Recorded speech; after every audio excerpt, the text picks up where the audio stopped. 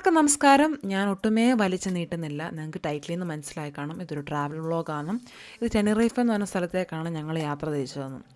നമുക്ക് ഈ UK തണുപ്പിൽ നിന്ന് രക്ഷപ്പെടാൻ വേണ്ടി ഏറ്റവും കുറഞ്ഞ സമയത്തിനുള്ളിൽ എവിടെ എത്തിപ്പെടാമെന്ന് നോക്കിക്കൊണ്ടിരിക്കുമ്പോഴാണ് കനേറി ഐലൻഡ്സ് നമ്മുടെ ഓപ്ഷനിലേക്ക് വരുന്നത്. അപ്പം ഞാൻ വിചാരിച്ചു നിങ്ങൾക്ക് ഇതിൻ്റെ ഈ ട്രിപ്പിൻ്റെ ഒരു കുറേ കാര്യങ്ങളായിട്ട് നിങ്ങളോട് ഷെയർ ചെയ്യാമെന്ന്. I hope you will all enjoy it. അങ്ങനെ നമ്മൾ ടെനറീഫ് എത്തിപ്പോയി. നമ്മൾ ഹോൾ വീക്കിന് വേണ്ടി ചൂസ് ചെയ്തൊരു ഹയർ കാറാണ്. അപ്പം നമ്മളതിൻ്റെ കീസും ഇൻഫർമേഷനൊക്കെ കളക്ട് ചെയ്യാനായിട്ട് നമ്മളതിൻ്റെ ഓഫീസിൻ്റെ ഫ്രണ്ടിൽ വന്ന് നിൽക്കുവാണ്. അപ്പോൾ നിങ്ങളതല്ല ഓപ്ഷൻ ചൂസ് ചെയ്യുന്നത്. ഇപ്പോൾ കോച്ചാണ് ഡയറക്റ്റ്ലി നിങ്ങളെ റിസോർട്ടിൽ നിങ്ങളുടെ ഹോട്ടലിൽ എത്തിക്കുന്ന ഒരു ഓപ്ഷനാണ് ചൂസ് ചെയ്തെങ്കിൽ നമ്മൾ വെളിയിലോട്ട് ഇറങ്ങുമ്പോൾ തന്നെ ലെഫ്റ്റിനും റൈറ്റിലൊക്കെ ആയിട്ട് ഇതിൻ്റെ റെബ്സ് യൂണിഫോം ഒക്കെ ധരിച്ച് നിൽപ്പുണ്ടായിരിക്കും.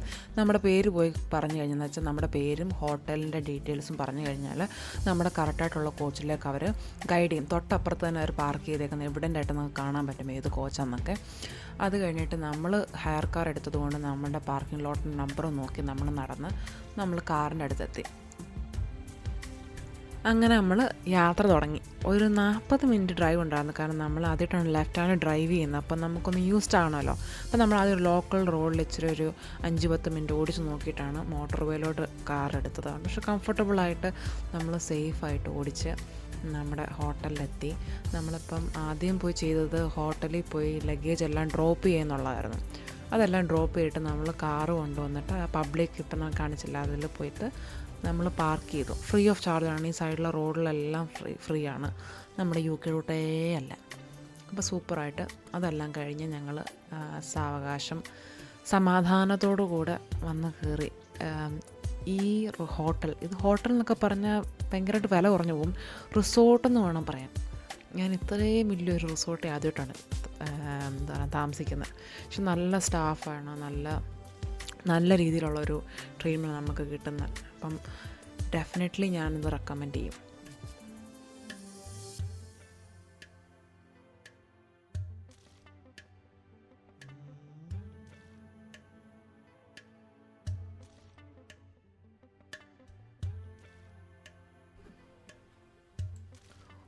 ഒരു റൂം ടൂറൊക്കെ ചെയ്യാതിരിക്കുന്ന മോശമല്ലേ? അപ്പം ഇത്രയായില്ലേ, അപ്പം ഞാൻ വിചാരിച്ചു അതും കൂടെ ആക്കിയേക്കാം. അപ്പം നമ്മൾ കയറി വരുമ്പോൾ നമ്മുടെ റൈറ്റ് ഹാൻഡ് സൈഡിലാണ് നമ്മുടെ ടോയ്ലറ്റും കാര്യങ്ങളൊക്കെ. കുളിക്കാനായിട്ടൊരു ക്യൂബിക്കിൾ എല്ലാം പ്രൊവൈഡ് ചെയ്തുകൊണ്ട് നമുക്ക് ഷാമ്പുവും അങ്ങനത്തെ കാര്യങ്ങളെല്ലാം നമുക്ക് പ്രൊവൈഡ് ചെയ്തിട്ടുണ്ട്. നെസസറി ആയിട്ടുള്ള കാര്യങ്ങൾ. പിന്നെ സെപ്പറേറ്റ് ബാത്റൂം അതിനുണ്ട്. അവിടെ ഒരു ഫോണും ഉണ്ട്. ഇനി അബദ്ധം വെച്ചാൽ എന്തെങ്കിലും പറ്റിക്കഴിഞ്ഞാൽ പെട്ടെന്ന് വിളിക്കണ്ടേ, അതിനൊരു ഓപ്ഷനുണ്ട് അവിടെ. പിന്നെ സൗകര്യമായിട്ട് കുളിക്കാൻ വേറൊരു സംഭവം, ബാത്ത് എടുക്കാനായിട്ട് അതുമുണ്ട്. പിന്നെ നമ്മുടെ ഒരു അടുത്ത ഡോറ് നമുക്ക് കിട്ടുന്ന നമ്മുടെ മുറിയിലേക്കാണ്. ഇതും അടിപൊളിയായിരുന്നു. അത്യാവശ്യം സ്പേഷ്യസ് ആയിരുന്നു. നമുക്ക് വേണ്ടിയത് നമുക്ക് ഈ റൂമിൽ നിന്ന് കിട്ടി. ഒരു കാപ്പിയും ചായയും അതെല്ലാം കിട്ടുന്ന ഒരു സ്റ്റേഷൻ പോലെ കുട്ടി ഒരു ട്രേ ഒക്കെ ആയിട്ട് അതുണ്ടായിരുന്നു. പിന്നെ നമുക്ക് ഇരിക്കാൻ ചെയറും കാര്യങ്ങളും, പിന്നെ ബെഡ് 2 സൈഡിലായിട്ട് നമുക്ക് ടേബിൾസ് ഉണ്ടായിരുന്നു. പിന്നെ നമുക്ക് അടുത്ത എക്സിറ്റ് വരുന്നത് നമ്മുടെ കുട്ടി ഒരു ബാൽക്കണി എന്നൊക്കെ പറയാവുന്ന പോലത്തെ ഒരു സ്പേസിലേക്കാണ്. ഈ ഒരു ഇതിനെന്താ വിളിക്കുന്നത് എനിക്കറിയത്തില്ല. ആ സംഭവം അതും നമുക്ക് നമ്മുടെ ഓൺ എന്നുള്ള രീതിയിൽ നമുക്ക് കിട്ടുന്നതാണ് നമ്മുടെ ബുക്കിങ്ങിൻ്റെ കൂടെ. പക്ഷെ അവിടെ അത്ര ഞങ്ങൾ ഒട്ടുമേ ഉപയോഗിച്ചില്ല ആക്ച്വലി. കാരണം തൊട്ടപ്പുറത്താണ് ബീച്ച്, അതുകൊണ്ട് നമുക്ക് വലിയ ഇതില്ലായിരുന്നു. അപ്പോൾ അതെല്ലാം കഴിഞ്ഞിട്ട് നമ്മൾ ചുമ്മാ നടക്കാനായിട്ട് ഇറങ്ങി. ഇതൊന്ന് കണ്ടു തീർക്കണ്ടേ, ഇങ്ങനെ നിരന്ന് കിടക്കുക. അപ്പോൾ ഞങ്ങൾ വിചാരിച്ചു അവിടെ കുറച്ച് കടകളും കാര്യങ്ങളും റെസ്റ്റോറൻറ്റ്സൊക്കെ അതിൻ്റെ അകത്തുള്ളത്, അതെല്ലാം ഒന്ന് കണ്ടു കളയാം.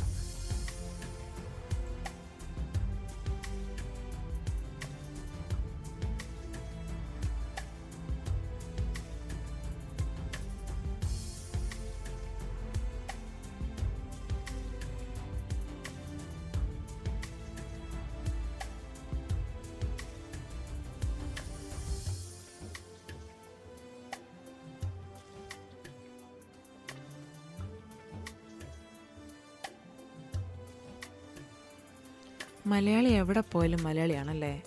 ഞങ്ങൾ താമസിക്കുന്ന ഹോട്ടലിൽ നമുക്ക് ആ ദിവസം മാത്രമേ ഉള്ളൂ വാട്ടർ കോംപ്ലിമെൻ്ററി. അവിടുത്തെ പൈപ്പിലെ വെള്ളം കുടിക്കാനും പറ്റത്തില്ല.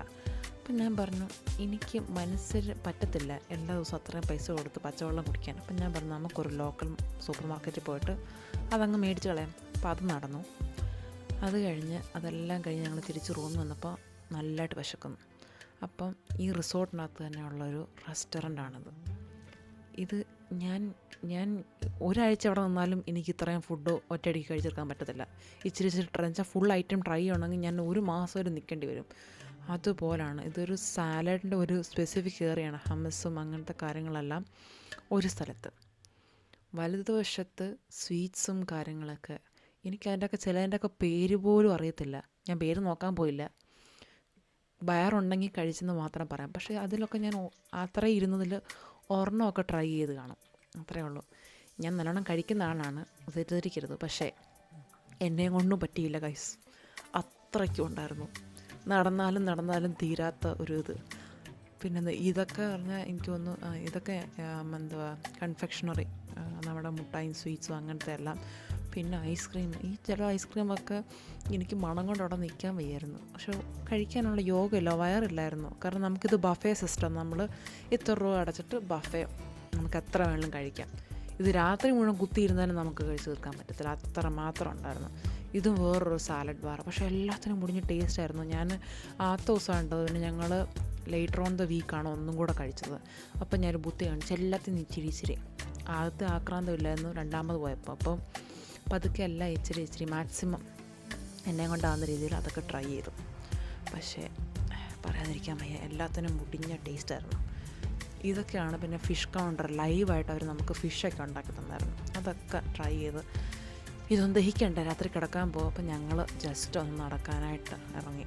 അപ്പോൾ ആ ഏറിയ മുഴുവൻ നമ്മൾ ജസ്റ്റ് കണ്ട് സന്തോഷിച്ച് നമ്മളന്ന് രാത്രി ഉറങ്ങി.